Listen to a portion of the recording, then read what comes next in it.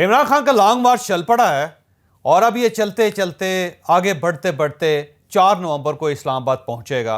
इमरान खान साहब जगह जगह रुक कर तकरीरें भी कर रहे हैं और उनकी तकरीरों पर ज़ाहिर है लाइव पाबंदी भी लग चुकी है, क्योंकि उससे पहले जो इन्होंने लिबर्टी में तकरीर की थी उसमें इन्होंने बाकायदा नाम लेने शुरू कर दिए थे और जिस तर्ज में उन्होंने गुफ्तगू की थी, मेरा नहीं ख्याल कि स्टेट जो है ना उसको बर्दाश्त करेगी, लिहाजा इनकी तकरीर को लाइव दिखाना उस पर पाबंदी लग चुकी है। अब कोई टेलीविज़न चैनल इसको लाइव कट नहीं करेगा और इसके साथ साथ जो पेजेस हैं सोशल मीडिया के यूट्यूब पे, उसमें भी अगर कोई शख्स इसको लाइव प्ले करेगा तो उसके खिलाफ भी तादीबी कार्रवाई हो जाएगी। ये मैं आपको अंदर की खबर आपके साथ शेयर कर रहा हूँ। अब सवाल यह है कि जो इमरान खान साहब ने जो हीट क्रिएट कर दी है इस वक्त, इसकी बैकग्राउंड क्या है। देखिए, इमरान खान साहब पूरी स्ट्रेटजी के साथ चल रहे हैं और बाकायदा प्लान के साथ वो आगे आहिस्ता आहिस्ता बढ़ रहे हैं। अब ये जो प्लान है नया कि जिसमें आप बाकायदा इदारों के और इदारों के सरबराहों के नाम लें, इसका आगाज़ आज़म स्वाति साहब से हुआ। कल जब लॉन्ग मार्च स्टार्ट होना था तो उससे पहले आज़म स्वाति साहब ने एक प्रेस कॉन्फ्रेंस की और उस प्रेस कॉन्फ्रेंस में उन्होंने 2 अहम शख्सियात का नाम लिया। एक तो आईएसआई के जो सेक्टर कमांडर हैं इस्लामाबाद के, उनका नाम लिया गया और साथ डीजीसी का नाम उन्होंने लिया जो मेजर जनरल हैं, और इन दोनों के बारे में उन्होंने कहा कि इन लोगों ने मुझे गिरफ्तार करवाया था और मेरे मुल्ज़म या मेरे मुजरम यही हैं। और साथ उन्होंने ये भी कहा कि इदारों की सफ़ों के अंदर काले भेड़िए मौजूद हैं। बड़ी खौफनाक उनकी प्रेस कॉन्फ्रेंस थी और जब वो उन्होंने अपना पूरा बयान दे लिया तो उसके बाद जब रिपोर्टर्स की तरफ से सवाल करने की बारी आई तो उठ के चल पड़े। और जब चल रहे थे तो मुझे वहाँ पे एक रिपोर्टर ने ये बताया कि एक पीटीआई का सोशल मीडिया हैंडलर है, उसका नाम है जहांगीर, तो वो तेज़ी से इनकी तरफ आया और उससे कहा जी कि अनफॉर्चुनेटली आपकी जो प्रेस कॉन्फ्रेंस है वो हम पीटीआई के लाइव पेजेस पे उसको प्ले नहीं कर सके। तो वो नाराज़ हो गए आज़म स्वाति साहब और उनसे कहा कि मुझे तो खान ने खुद कहा था और जब मैं यहाँ पे आया था तो पीटीआई के पेजेस पे तो लाइव दिखाना था आपने, आप लोगों ने क्यों नहीं दिखाया। और ये बात जब रिपोर्टर्स के कानों तक पहुँच गई तो साथ ही जहांगीर साहब ने उनका हाथ पकड़ा और उनको लेके आगे निकल गए। इसका मतलब ये था कि ये बाकायदा प्लान थी और इसमें बाकायदा नाम लिया गया इदारों का।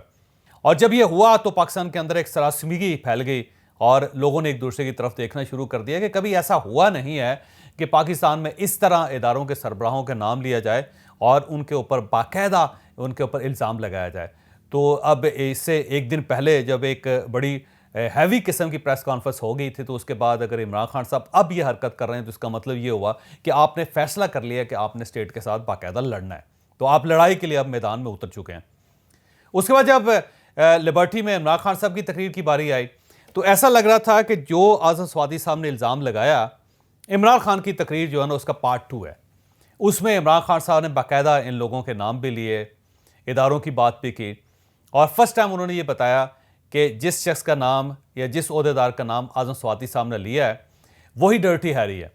यानी इमरान खान साहब ये इस्टेब्लिश करना चाह रहे हैं कि जो डीजीसी आए हैं वो 3-3.5 महीनों से, जब से वो आए हैं तो ये सारे मामलात उसके बाद होना शुरू हुए हैं। उसके बाद ही शहबाज गिल साहब गिरफ्तार हुए, उसके बाद ही आज़म स्वाति साहब गिरफ्तार हुए, उसके बाद ही अरशद शरीफ साहब का कत्ल हुआ।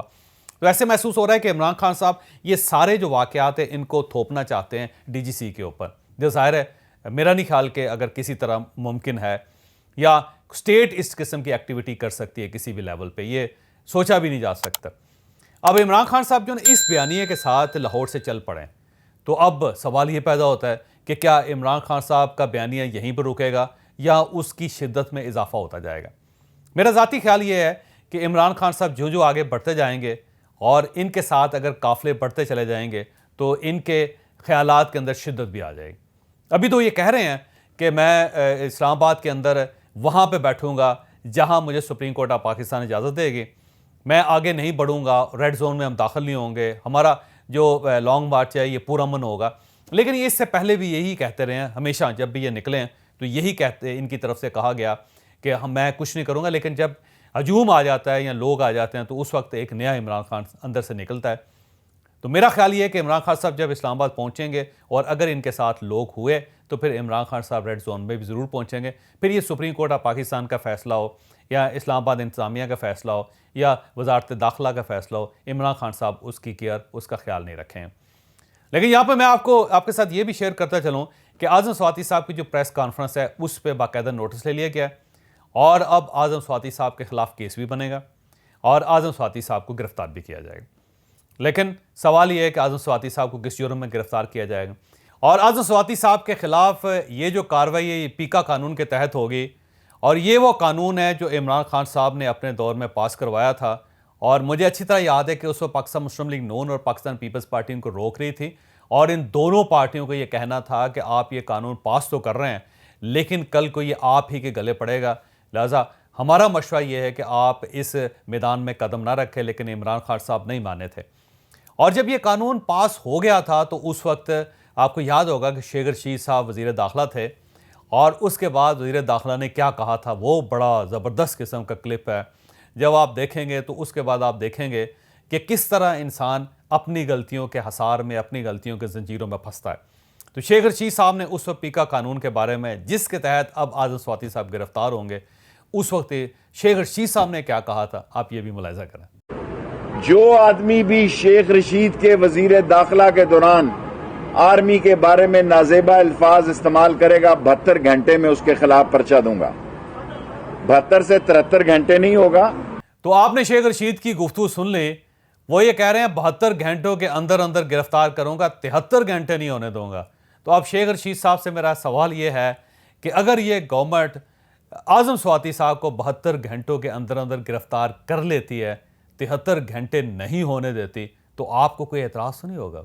अब ये कानून क्योंकि बन चुका है और इस कानून के तहत कोई भी पार्लियामेंटेरियन, कोई भी पाकिस्तानी शहरी अफवाज पाकिस्तान और जो अदलिया है उसके खिलाफ बात नहीं कर सकता। तो इन्होंने, क्योंकि आज़म स्वाति साहब ने बाकायदा नाम लेकर बात की है, तो अब आज़म स्वाति साहब के खिलाफ केस दर्ज होगा और आज़म स्वाति साहब गिरफ्तार भी कर लिए जाएंगे और इन्हें साबित भी करना पड़ेगा कि जो इन्होंने बयान दिया है उसकी हकीकत क्या है और सबूत इनको फराहम करने पड़ेंगे। और अगर सबूत फराहम नहीं कर पाते आज़म स्वाति साहब तो फिर जेल इनकी लंबी हो जाएगी, सज़ा इनको लंबी पड़ेगी।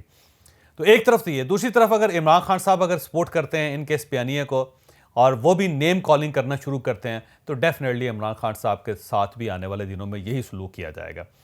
इमरान खान साहब इस्लामाबाद आ रहे हैं और आके वो खासा इंतशार फैलाने की कोशिश करेंगे, स्टेट को कमज़ोर करने की कोशिश करेंगे। लेकिन इस बार फैसला ये होना है कि क्या स्टेट भी इनके सामने रजिस्ट करती है या नहीं करती। अगर स्टेट रजिस्ट नहीं करती और इस बार भी बर्दाश्त का मुजाहरा करती है तो फिर मेरा ख्याल है स्टेट नहीं चल सकेगी। और अगर स्टेट वाकई अपनी रेट स्टैब्लिश करती है और वो इमरान खान साहब को गिरफ्तार भी करती है और इनको सज़ा भी होती है तो फिर शायद दूसरे मामलात हो जाएं, पाकिस्तान एक नए दौर में दाखिल हो जाए।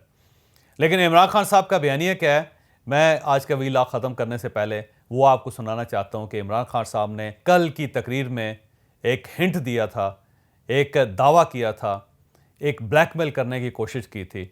और वो क्या था, इमरान खान ने कहा था कि मैं वज़ीर-ए-आज़म रहा हूँ, मेरे पास बड़े राज हैं, मैं वो राज खोल दूँगा। तो इसका मतलब ये हुआ कि इमरान खान साहब अब बाकायदा ब्लैकमेलिंग पे आ गए हैं।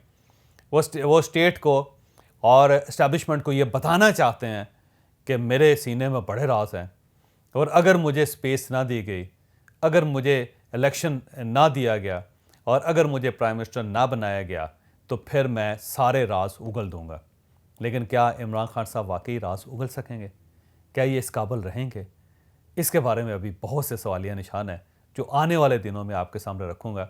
लेकिन मुझे इजाज़त दीजिए, लेकिन इजाज़त से पहले इमरान खान साहब का वो जो दावा है वो आप ज़रूर मुलाहिज़ा करना।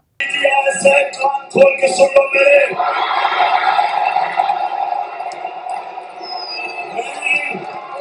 मैं जो चीजें जानता हूँ, मैं अपने मुल्क की खातिर, अपने धर्म की खातिर मैं चुप हूँ।